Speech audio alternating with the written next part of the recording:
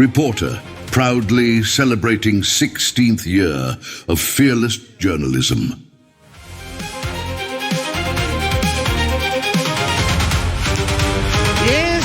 Good morning once again പ്രിയപ്പെട്ട പ്രേക്ഷകരെ. ലോകമെമ്പാടുമുള്ള റിപ്പോർട്ടറിന്റെ പ്രിയപ്പെട്ട പ്രേക്ഷകർക്ക് വളരെ സ്നേഹത്തോടെ സന്തോഷത്തോടെ ഈ ദിവസത്തിലേക്ക് സ്വാഗതം ചെയ്യുന്നു. പ്രിയപ്പെട്ടവരെ, 16ന്റെ വെല്ലുവിളികളിലേക്ക് റിപ്പോർട്ടർ കടന്നിരിക്കുന്നു. റിപ്പോർട്ടറിന്റെ വാർത്തായാത്രയിൽ ഫാക്ട് മാറ്റേഴ്സ് എന്ന മോട്ടോയുമായി നമ്മളുടെ യാത്ര തുടരുകയാണ്. റിപ്പോർട്ടർ ഒരാളുടെയോ ഒരു മാനേജ്മെന്റിന്റെയോ ഒരു ജേർണലിസ്റ്റിന്റെയോ മാത്രം സ്വപ്നമല്ല. കേരളത്തിൽ റിപ്പോർട്ടറിനോടൊപ്പം സഞ്ചരിക്കുന്ന പ്രിയപ്പെട്ട പ്രേക്ഷകരുടെ ഫീൽഡിൽ നിന്ന് വാർത്തകൾ പ്രേക്ഷകരിലേക്ക് എത്തിക്കുന്ന ഒരു ടീമാണ് റിപ്പോർട്ടർ. ടീം റിപ്പോർട്ടറിനെ സ്വാഗതം ചെയ്തു. Welcome team reporter, welcome. പ്രിയപ്പെട്ട പ്രേക്ഷകരെ, കഴിഞ്ഞ 16 വർഷമായി റിപ്പോർട്ടറിനെ പ്രേക്ഷകർ കാണുന്നത് സത്യത്തിനു വേണ്ടി, നീതിക്ക് വേണ്ടി, ന്യായത്തിനു വേണ്ടി പോരാടുന്ന ഒരു പ്രസ്ഥാനമായി കൂടിയാണ്. ഓരോരുത്തരും റിപ്പോർട്ടറായ കാലമാണ് കടന്നു പോകുന്നത്. 16 വർഷങ്ങൾ വെല്ലുവിളികളുടേതായിരുന്നു. വെല്ലുവിളികൾ നിറഞ്ഞ ഒരു കാലഘട്ടത്തിലെ മാധ്യമപ്രവർത്തനം നിർഭയത്തോടെ കൂടി റിപ്പോർട്ടർ തുടരുകയാണ്. പ്രിയപ്പെട്ട പ്രേക്ഷകർ തന്ന എല്ലാ പിന്തുണയ്ക്കും സ്നേഹപൂർവ്വം നന്ദി പറയുന്നു. റിപ്പോർട്ടറിന്റെ കരുത്ത് ഞങ്ങളുടെ ഫീൽഡിലുള്ള റിപ്പോർട്ടർമാരാണ്, അല്ലേ സ്മൃതി? ഉറപ്പായിട്ടും. വാർത്തകൾ ഓരോ ദിവസവും വാർത്തകൾ തരാൻ വേണ്ടി ഉറക്കമുളച്ചിരുന്ന് വാർത്തകൾ പ്രിയപ്പെട്ട പ്രേക്ഷകരിലേക്ക് എത്തിച്ചുകൊണ്ടിരിക്കുന്ന ഞങ്ങളുടെ റിപ്പോർട്ടർ ആർമി. അവർ ഓട്ടത്തിലാണ് ഇപ്പോഴും. നമ്മളിവിടെ ഈ സ്റ്റുഡിയോയിൽ നിൽക്കുന്ന സമയത്തും ഞങ്ങളുടെ ദൃശ്യങ്ങൾ പകർത്തുന്ന ഞങ്ങളുടെ വീഡിയോ ജേർണലിസ്റ്റുകൾ, എഡിറ്റർമാർ, ഞങ്ങളുടെ ഈ വാർത്താ വിവരങ്ങൾ പ്രേക്ഷകരിലേക്ക് ആകർഷകമായി എത്തിച്ചുകൊണ്ടിരിക്കുന്ന ഗ്രാഫിക്സ് ഡിസൈനർമാർ, ഒപ്പം റിപ്പോർട്ടറിന്റെ മാത്രം അഭിമാനകരമായ AR, VR, XR team, audio team, AI team, ഞങ്ങളുടെ കരുത്തുറ്റ ഡെസ്ക് ടീം, റിപ്പോർട്ടർ ആർമി, അങ്ങനെ ക്യാമറയ്ക്ക് മുന്നിലും പിന്നിലുമായി പ്രവർത്തിക്കുന്ന എല്ലാവരും ചേർന്ന് ആ യാത്ര തുടരുകയാണ്. പല ആളുകളുടെയും പേര് മാത്രമേ അറിയുന്നുണ്ടാവുള്ളൂ, പക്ഷെ നമ്മൾ എപ്പോഴും പറഞ്ഞുകൊണ്ട് ആൾക്കാർക്ക് സുപരിചിതമാണല്ലേ? റൈറ്റ്, തീർച്ചയായിട്ടും. പ്രിയപ്പെട്ട പ്രേക്ഷകരെ, 16 വർഷങ്ങൾക്ക് മുമ്പ് നികേഷ് കുമാറിന്റെ ഒരു സ്വപ്നമായി തുടങ്ങിയതാണ് ഇന്ന് കേരളത്തിലെ വാർത്താസ്വാദകരുടെ സ്വപ്നവും പ്രതീക്ഷയുമായി റിപ്പോർട്ടർ മാറിക്കളഞ്ഞിരിക്കുന്നു. പ്രിയപ്പെട്ടവരെ, ഞങ്ങളുടെ മീഡിയ ടീം, ഞങ്ങളുടെ സോഷ്യൽ മീഡിയ ടീം, ഞങ്ങളുടെ ഡിജിറ്റൽ മീഡിയ ടീം പ്രിയപ്പെട്ട പ്രേക്ഷകർക്ക് വാർത്തകൾ അതിവേഗം എത്തിച്ചുകൊണ്ടിരിക്കുന്ന, വാർത്താ ശകലങ്ങൾ എത്തിച്ചുകൊണ്ടിരിക്കുന്ന ഞങ്ങളുടെ മറ്റൊരു ആർമിയാണ്. റിപ്പോർട്ടർ വാർത്തകൾ അതിവേഗം വെബ്സൈറ്റിലൂടെയും സോഷ്യൽ മീഡിയ പ്ലാറ്റ്ഫോമുകളിലൂടെയും എത്തിക്കുന്നത് ഞങ്ങളുടെ ഡിജിറ്റൽ സോഷ്യൽ മീഡിയ ജേർണലിസ്റ്റുകളാണ്. അപ്പോൾ പ്രിയപ്പെട്ട എഡിറ്റോറിയൽ ടീം നമുക്കൊപ്പം എത്തിയിട്ടുണ്ട്. മാനേജ്മെന്റ് നമുക്കൊപ്പമുണ്ട്. Roji Augustine, chairman, reporter TV, welcome sir. Then നമ്മളുടെ Josootty Augustine, vice chairman, welcome. Then നമ്മളുടെ MD Andrew Augustine and managing editor, welcome sir. ഒപ്പം നമ്മുടെ എഡിറ്റോറിയൽ ടീമും executive editor Smruthy Paruthikad, coordinating editor Mathu Saji, ഒപ്പം തന്നെ നമ്മളുടെ PR സുനിൽ, എല്ലാവരും നമുക്കൊപ്പം എത്തിയിട്ടുണ്ട്. അപ്പോൾ പ്രിയപ്പെട്ട പ്രേക്ഷകരെ, നമുക്ക് കഴിഞ്ഞ 16 വർഷങ്ങളിൽ 3 വർഷം പ്രിയപ്പെട്ട പ്രേക്ഷകർ കണ്ടത് മാറിയ ഒരു റിപ്പോർട്ടറിനെയാണ്. ഒരുപാട് കേസും കൂട്ടമൊക്കെ വന്നിട്ടുണ്ട്, അല്ലേ? വളരെ അഗ്രസീവായി നമ്മൾ ജേർണലിസം നടത്തുന്നു എന്നുള്ളതാണ്. പോസിറ്റീവും നെഗറ്റീവുമായിട്ടുള്ള കമന്റുകൾ കണ്ടിട്ടുണ്ട്. 3 വർഷമായി അങ്ങ് ഏറ്റെടുത്തിട്ട് 16 വർഷമായി യാത്രയ്ക്കൊപ്പം അങ്ങുണ്ടെന്ന് എനിക്കറിയാം. ഈ ഘട്ടത്തിൽ ഇവിടെ എത്തി നിൽക്കുമ്പോൾ എന്താ തോന്നുന്നു? 16 വർഷത്തെ പ്രയത്നം അവസാനം ഇപ്പോൾ 3 വർഷമായിട്ട് നമ്മൾ ഏറ്റെടുത്തതിന് ശേഷം റീവാമിങ് ചെയ്തിട്ട് ലോകമെമ്പാടും റിപ്പോർട്ടർ TV പ്രേക്ഷകരെല്ലാവരും റിപ്പോർട്ടർ TV ഏറ്റെടുത്ത് കഴിഞ്ഞു. ഇനിയും നമ്മൾ സത്യത്തോടൊപ്പം നീതിയോടൊപ്പം ഇനിയും മുന്നോട്ട് പോകും. ഈ പിറന്നാളിന് എല്ലാ പ്രേക്ഷകർക്കും, പ്രത്യേകിച്ച് റിപ്പോർട്ടർ TV ഒത്തിരി താങ്ക്സ് പറയാൻ ബാധ്യസ്ഥരാണ്. അത് പറയുന്നു എഡിറ്റോറിയൽ ടീമിന്, ഈവൻ റിപ്പോർട്ടർ TVയുടെ എല്ലാവർക്കും, എല്ലാ കുടുംബാംഗങ്ങൾക്കും ഒരേപോലെ നന്ദിയും താങ്ക്സും പറയുന്നു. റിപ്പോർട്ടർ TV എന്നും മുന്നോട്ട് സത്യത്തോടൊപ്പം പോകും. ജോസൂട്ടി അഗസ്റ്റിൻ, നമ്മളുടെ യാത്ര ഡിജിറ്റൽ വിങ്ങിന്റെ കൂടി സഹായത്തോടു കൂടിയാണ്. നമ്മൾ 2 മില്യൺ കടന്നിരിക്കുന്നു. 3 വർഷം കൊണ്ട് നമുക്ക് സാധ്യമായ എല്ലാ മേഖലകളിലേക്കും നമ്മൾ നമ്മുടെ സാന്നിധ്യം അറിയിച്ചിട്ടുണ്ട്. ഒരു തരത്തിലും നമ്മൾ വാർത്തയെ കോംപ്രമൈസ് ചെയ്ത പരസ്യങ്ങൾക്ക് പിന്നാലെ പോയിട്ടില്ല. എല്ലാ വാർത്തകളും നമ്മൾ പറഞ്ഞിട്ടുണ്ട്. സ്വകാര്യ സ്ഥാപനങ്ങൾ എന്ന് പറഞ്ഞിട്ടില്ല. പേരടക്കം വളരെ ധീരതയോടുകൂടി പറഞ്ഞാണ് നമ്മൾ മുന്നോട്ട് പോകുന്നത്. എന്ത് തോന്നുന്നു? റിപ്പോർട്ടർ TVയുടെ ഡിജിറ്റൽ വിഭാഗത്തിനെ കുറിച്ച് പറയുകയാണെങ്കിൽ, നമ്മൾ ഈ കഴിഞ്ഞ 1 വർഷത്തിനുള്ളിൽ നമ്മൾ പുതിയ 10 പ്ലാറ്റ്ഫോമുകൾ സ്റ്റാർട്ട് ചെയ്തു. ആ 10 പ്ലാറ്റ്ഫോമുകളും വളരെ വൻ വിജയമായിരുന്നു. അത് പ്രേക്ഷകർ വളരെ വലിയ രീതിയിൽ ഏറ്റെടുത്തു. കാരണം എന്ന് പറഞ്ഞു കഴിഞ്ഞാൽ നമ്മൾ ഓരോ വീഡിയോകൾ പുറത്തേക്ക് വിടുമ്പോൾ, ഓരോ കണ്ടന്റുകൾ പുറത്തേക്ക് വിടുമ്പോഴും അതിന് മില്യൺ വ്യൂവർഷിപ്പാണ് നമുക്ക് വരുന്നത്. കാരണം എന്ന് പറഞ്ഞു കഴിഞ്ഞാൽ 21, 22, 23 മില്യൺസ് ആണ് നമ്മൾക്ക് വരുന്നത്. കാരണം എന്ന് പറഞ്ഞാൽ 3.5 കോടി ജനങ്ങളുള്ള കേരളത്തിൽ മില്യൺസ് വ്യൂസ് ഇത്ര വലിയ രീതിയിൽ വരണം എന്ന് പറഞ്ഞു കഴിഞ്ഞാൽ ഒരാൾ ആ വീഡിയോ 3 റൗണ്ട് 4 റൗണ്ട് കാണുന്നുണ്ട്, അല്ലെങ്കിൽ അങ്ങനെയുള്ള ആളുകളിലേക്ക് ഇത് ഷെയർ ചെയ്യപ്പെടുന്നുണ്ട് എന്നുള്ളതാണ്. കാരണം ലോകമെമ്പാടുമുള്ള മലയാളികളുടെ ഇടയിലേക്ക് ഇത് വലിയ രീതിയിൽ ഷെയർ ചെയ്യപ്പെടുന്നുണ്ട്. അതുപോലെ തന്നെയാണ് നമ്മുടെ അഡ്മിനിസ്ട്രേഷൻ ടീമായാലും, അതുപോലെ തന്നെ നമ്മുടെ ജേർണലിസ്റ്റുകൾ, അതുപോലെ തന്നെ വീഡിയോ ജേർണലിസ്റ്റുകൾ, നമ്മുടെ സാരഥികൾ, ഇവരെല്ലാം നമ്മുടെ കൂടെ കട്ടയ്ക്ക് നിൽക്കുന്ന, പ്രത്യേകിച്ച് എഡിറ്റോറിയൽ ടീം, അതുപോലെ തന്നെ മറ്റുള്ള നമ്മുടെ സഹായികൾ എല്ലാവരും, പ്രത്യേകിച്ച് നമ്മുടെ പ്രേക്ഷകർ, മലയാളി പ്രേക്ഷകരായിട്ടുള്ള ലോകമെമ്പാടുമുള്ള എല്ലാവരും നമ്മുടെ കൂടെ കട്ടയ്ക്ക് നിൽക്കുന്നതുകൊണ്ടാണ് റിപ്പോർട്ടർ TV ഇത്ര വൻ വിജയമായത്. അതുകൊണ്ട് എല്ലാവർക്കും ഇതിൻ്റെ ഈ ബർത്ത്ഡേ സമയത്ത് വളരെ സന്തോഷത്തോടെ നന്ദി അറിയിക്കുന്നു. ഓക്കെ, ആന്റോ അഗസ്റ്റിൻ, ഞാൻ ആന്റോ അഗസ്റ്റിനോട് ഒരു ചോദ്യം ചോദിക്കാനുള്ളത്, ഇത്രയും മീറ്റ് ദ എഡിറ്റേഴ്സിൽ കാണുന്ന അഗ്രസീവായൊരു ആന്റോ അഗസ്റ്റിനെ അറിയാം, MD എന്ന നിലയിൽ നമുക്കറിയാവുന്ന ഒരു ആന്റോ അഗസ്റ്റിനെ അറിയാം. പ്രിയപ്പെട്ട പ്രേക്ഷകർക്ക് ചോദിക്കാനുള്ളൊരു സംശയം, ഈ 3 വർഷത്തിനിടയിൽ എത്രമാത്രം വലിയ സമ്മർദ്ദങ്ങൾ ഉണ്ടായിട്ടുണ്ടാവും? ആ സമ്മർദ്ദങ്ങളെ എങ്ങനെ ടാക്കിൾ ചെയ്യുന്നു? ഞാൻ വിചാരിക്കുന്നത് ഈ മാധ്യമപ്രവർത്തനം ഇന്നത്തെ കാലത്ത് ഏറ്റവും വലിയ വെല്ലുവിളി നേരിടുന്നതിനൊപ്പം ഞാൻ വിചാരിക്കുന്നത് ഇത് മുന്നോട്ട് നടത്തിക്കൊണ്ട് പോകുക എന്ന് പറയുന്നത് അതിനേക്കാളും വലിയ വെല്ലുവിളിയാണ് എന്നുള്ളത് ഇപ്പോഴാണ് മനസ്സിലായത്. ആദ്യമേ പറഞ്ഞത് അതെ, കാലം ഇന്നത്തെ കാലത്ത് സത്യസന്ധമായ ജേർണലിസം നടത്തുന്നതല്ലേ വലിയ ബുദ്ധിമുട്ടുള്ള കാര്യമാണ്. അപ്പോൾ അതൊരു മാനേജ്മെന്റിനെ സംബന്ധിച്ചിടത്തോളം അതിനേക്കാളും വലിയ ബുദ്ധിമുട്ടാണ്. ഞാൻ വിചാരിക്കുന്നത് ഇന്നത്തെ കാലത്ത്, ഇന്നത്തെ ലോകത്ത് മാധ്യമ സ്വാതന്ത്ര്യം ഇല്ലാത്ത പല രാജ്യങ്ങളുടെ അവസ്ഥ നമ്മളൊന്ന് ആലോചിച്ചാൽ മതി.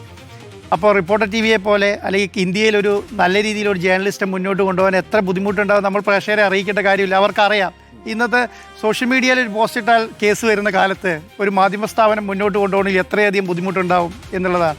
അപ്പോൾ അരുൺ സാർ പറഞ്ഞതുപോലെ ഞാൻ സത്യം പറഞ്ഞാൽ ഇത്രയും വലിയ വെല്ലുവിളി ഉണ്ടാവും എന്ന് പ്രതീക്ഷിച്ചിട്ടുണ്ടായിരുന്നില്ല. പക്ഷേ ഇത് വലിയ വെല്ലുവിളിയാണ്. പക്ഷെ ഞാൻ വിചാരിക്കുന്നത് നമ്മുടെ ഇപ്പം 700-750 സ്റ്റാഫായിരുന്നു തുടക്കത്തിലുണ്ടായിരുന്നത്. ഇപ്പോൾ ഏകദേശം 850-അധികം സ്റ്റാഫുകൾ റിപ്പോർട്ടർ TVക്ക് ഉണ്ട്. അവരെന്ന് പറയുന്നത് നമ്മുടെ ഈ കുതിപ്പിനൊപ്പം നിൽക്കുന്നവരാണ്. കാരണം ഒരു മാധ്യമ സ്ഥാപനത്തെ സംബന്ധിച്ചിടത്തോളം എല്ലാ സമയത്തും അതിൻ്റെ ഒരു പവർ എന്ന് പറയുന്നത് കുതിപ്പിനൊപ്പം നിൽക്കുന്ന സ്റ്റാഫിനെ കിട്ടുക എന്നുള്ളതാണ്. റിപ്പോർട്ടർ TVയെ സംബന്ധിച്ചിടത്തോളം വീഡിയോ ജേർണലിസ്റ്റുകൾ തുടങ്ങി, നമ്മുടെ ജേർണലിസ്റ്റുകൾ തുടങ്ങി, നമ്മുടെ ഡെസ്കിനെ തുടങ്ങി. ഡെസ്കൊക്കെ ഇത്രയും വൈബ്രൻ്റായ ഒരു ഡെസ്ക് കേരളത്തിൽ, ഇന്ത്യയിൽ, ഏഷ്യയിൽ ഉണ്ടാവും എന്ന് ഞാൻ വിചാരിക്കുന്നില്ല. ഇത്രയും നല്ല AR ടീം ഏഷ്യയിൽ ഉണ്ടാവും എന്ന് ഞാൻ വിചാരിക്കുന്നില്ല. ഏഷ്യയിൽ നമ്മൾ റിപ്പോർട്ടർ തുടങ്ങിയ കാലത്ത് ഏഷ്യയിലെ biggest AR/VR XR news studio എന്ന് പറഞ്ഞ് തുടങ്ങുന്ന സമയത്ത് ആ സ്റ്റുഡിയോൻ്റെ ഒപ്പം അതിനനുസരിച്ചിട്ടുള്ള അതിൻ്റെ കൂടെ പ്രവർത്തിക്കുന്നവരും വേണമല്ലോ. അങ്ങനെ ഒരു വലിയ ടീമിനെ കിട്ടി എന്നുള്ളതാണ് ഞാൻ വലിയ അഭിമാനത്തോടു കൂടി കാണുന്നത്. രണ്ടാമത്തെ ഒരു കാര്യം അരുൺ സാറേ, ഏറ്റവും നല്ലൊരു സ്ഥാപനം മുന്നോട്ട് കൊണ്ടുപോകണമെങ്കിൽ അതിൻ്റെ അഡ്മിനിസ്ട്രേഷൻ അത്ര ചെറുതായിട്ട് നമുക്ക് കാണാൻ കഴിയില്ല. വലിയ രീതിയിലുള്ള അഡ്മിനിസ്ട്രേഷൻ സപ്പോർട്ട് ഉണ്ടെങ്കിൽ മാത്രമേ നടക്കൂ. അതുപോലത്തെ ഒരു ടീമിനെ കിട്ടുക എന്ന് പറയുന്ന ഒരു ഭാഗ്യമായിട്ടാണ് ഞാൻ കാണുന്നത്.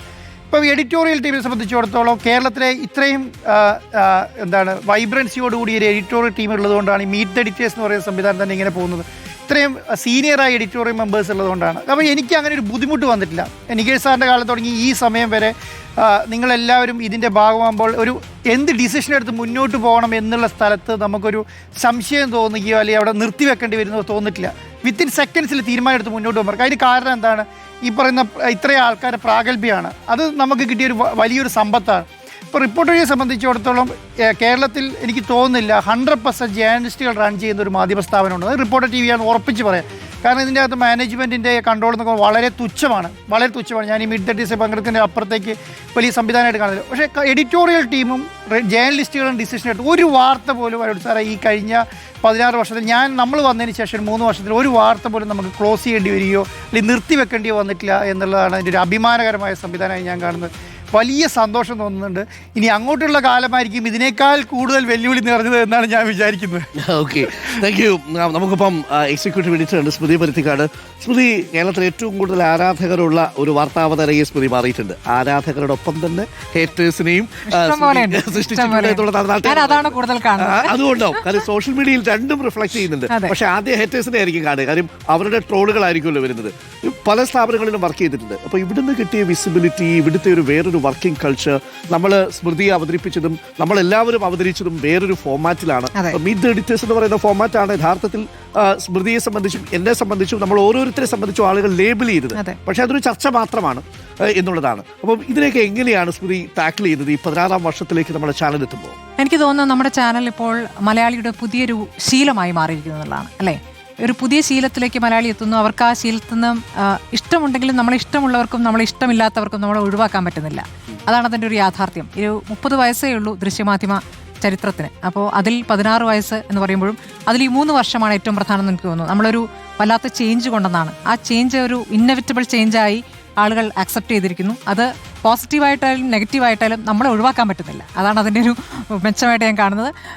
ഈ വിമർശനങ്ങൾ എന്ന് പറയുന്നത് നമ്മളെ മാറ്റാനൊക്കെ ഗുണം ചെയ്യുമെന്നാണ് ഞാൻ കരുതുന്നത്. മറ്റ് മോശമായ കമൻറ്റുകളല്ല ഞാൻ പറയുന്നത്. അല്ലാത്ത നെഗറ്റീവായുള്ള കമൻറ്റുകൾ, നമ്മളെ രൂക്ഷമായി വിമർശിക്കുന്നതൊക്കെ നമ്മൾ മുന്നോട്ട് പോക്കിന് നമ്മളെ സഹായിക്കുമെന്നാണ് കരുതുന്നത്. നമുക്ക് എപ്പോഴും ഈ ചലഞ്ചിങ് ആയിട്ടുള്ള മുന്നോട്ട് പോക്കാണ് നമുക്കും അത് ശീലമായിരിക്കും. ഈ 3 വർഷം കൊണ്ട് കുറച്ചുകൂടി ധൈര്യം വന്നിട്ടുണ്ടോ? ഉറപ്പായിട്ടും.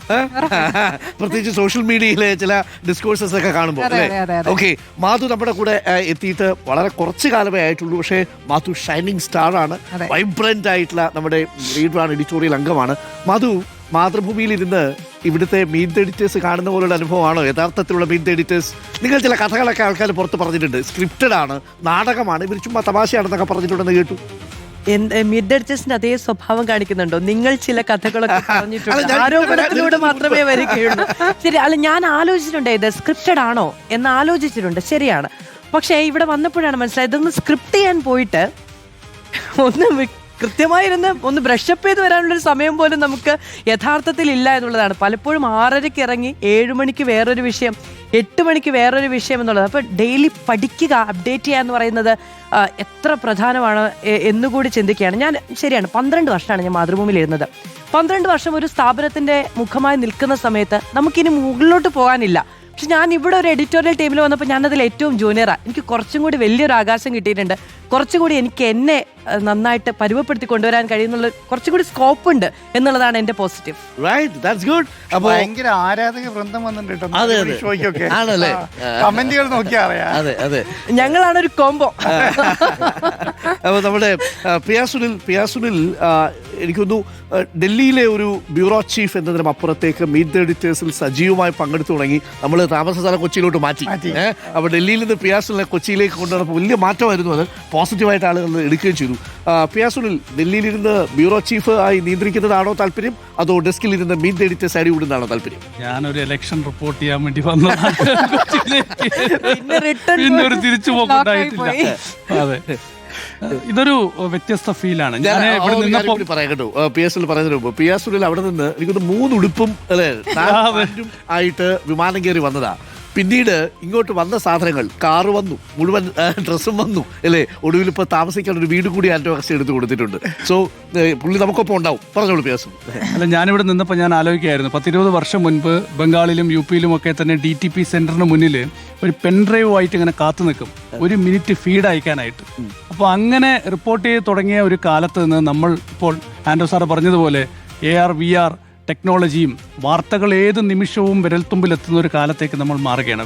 ജേർണലിസം എന്ന് പറയുന്ന ഒരു പോരാട്ടമാണ്. ആ പോരാട്ടം നമ്മൾ ഏറ്റെടുത്ത് വളരെ ശക്തമായി മുന്നോട്ട് പോകുന്നു. ഇതൊരു വലിയ ടീം വർക്കാണ്. അരുൺ സാർ പറഞ്ഞതുപോലെ ആ ഒരു ടീം വർക്കാണ്. ഞാൻ എപ്പോഴും ഓഫീസിലേക്ക് എല്ലാ ദിവസവും രാവിലെ കയറുമ്പോൾ ഒരു 100 കിലോമീറ്റർ സ്പീഡിലോടുന്ന ഒരു വാഹനത്തിൽ ഇരിക്കുന്നൊരു ഫീലാണ്. പിന്നീട് വൈകുന്നേരം വരെ 100 കിലോമീറ്റർ സ്പീഡിൽ പായുന്ന ഒരു വാഹനത്തിൽ ഇരിക്കുന്നൊരു ഫീൽ. ആ ഒരു ടേസ്റ്റിലേക്ക് നമ്മൾ വാർത്ത വേഗത്തിലേക്ക്, ആ ഒരു ടേസ്റ്റിലേക്ക് കേരളത്തിലെ ജനങ്ങൾക്കൊപ്പം നിന്നുകൊണ്ട് നമ്മൾ എത്തിയെന്നുള്ളതാണ്. അപ്പോൾ ജനങ്ങളുടെ ഒരു സ്വീകാര്യത വലിയ കാര്യമാണ്. നേരത്തെ സ്മൃതി മാഡം പറഞ്ഞതുപോലെ ആ ഒരു ടേസ്റ്റ് കേരളത്തിലെ ജനങ്ങൾ അംഗീകരിച്ചു എന്നുള്ളതാണ്. ജനങ്ങൾക്ക് വേണ്ടി അത്ര ആഴത്തിൽ നമ്മൾ നിന്നു എന്നുള്ളതാണ്. അപ്പോൾ ജനപക്ഷത്ത് നിന്ന് നമ്മൾ ജേർണലിസം, വാർത്തകൾ അതൊരു പോരാട്ടമായി ഏറ്റെടുത്ത വർഷങ്ങൾ എന്ന് വേണമെങ്കിൽ പറയാം. ഓക്കെ, പിയാസുനിൽ പറഞ്ഞതുപോലെ അതിവേഗതയിൽ ഓടുന്ന ഒരു വാഹനം പോലെയാണ് റിപ്പോർട്ടിന്റെ ഡെസ്ക് വർക്ക് ചെയ്യുന്നത്. പ്രിയപ്പെട്ട പ്രേക്ഷകർ, ഈ കണ്ട എഡിറ്റോറിയൽ അംഗങ്ങളോ മാനേജ്മെന്റിലെ പ്രതിനിധികളോ മാത്രമല്ല, പകരം റിപ്പോർട്ടറിന്റെ ഒരു ആർമി തന്നെയുണ്ട്. ഡെസ്കിലും ക്യാമറയ്ക്ക് മുന്നിലും പിന്നിലും ഫീൽഡിലും വീഡിയോ ജേർണലിസ്റ്റുകളും ഞങ്ങളുടെ വാഹനങ്ങളുടെ സാരഥികളും അടക്കം അങ്ങനെ തുടങ്ങിയ ഒരു വലിയ നെറ്റ്വർക്ക് നമ്മുടെ ഒപ്പമുണ്ട്.